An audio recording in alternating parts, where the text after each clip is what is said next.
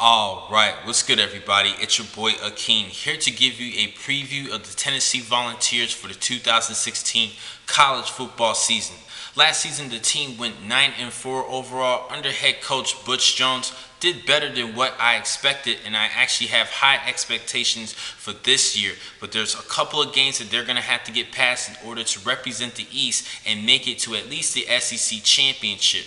Now this season they do pretty much have the return of just all the key players that they need, starting with their star quarterback and Joshua Dobbs, who's a good underrated dual threat quarterback who could be effective running and throwing the football. They also have a good running back who was second team All-SEC in Jalen Hurd, who's a good receiver out of the backfield as well. He's the nice bruiser type running back who did average 4.8 yards per carry. Did a great job last season, and he also has Alvin Kamara, the backup running back behind him, who did have over 600 yards on the ground as well. Now as far as the receiving core, they are going to have to play without Von Pearson, but they do have the second and third leading receivers in Josh Smith and Josh Malone. And they do have the return of tight end Ethan Wolf, who I believe will make All-SEC selection at the end of this season. Now head over to the defensive unit. They do actually have studs on each level, starting with the defensive line and junior Derek Barnett, who led the team with 10 sacks last season.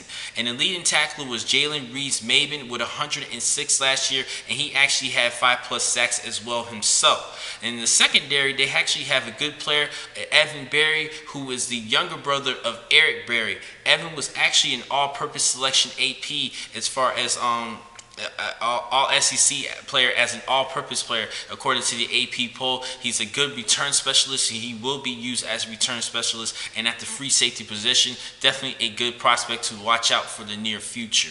Now if you take a great look at their schedule, it's really the first half is what matters most in my opinion. The second half is going to be pretty smooth except for their game against Alabama on October the 15th. But for the first 6 games, they actually have an interesting warm-up against Appalachian State, who had 9+ wins last season, and then Virginia Tech the following week on September the 10th. But the biggest game of the season is on September 24th against the Florida Gators. And that's actually one of the top 5 questions that headed into this conference this year is, will this be the year that Tennessee finally beats Florida in a game? Now last season they did lose 28-27 closely, but I think this will be the year they will beat the Florida Gators. And then the following week on October the 1st against the Georgia Bulldogs. And as mentioned before, I told you guys whoever's going to represent the East is going to be between Georgia, Tennessee, and Florida.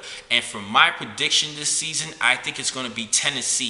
I think they're going to find a way to beat Florida, and I think even if there is a tiebreaker, I think that Tennessee will get the tiebreaker. It's really between those 3 races, between those 3 teams, Florida, Georgia, and Tennessee. I really think Tennessee's finally going to beat Florida this year and then even beat Georgia.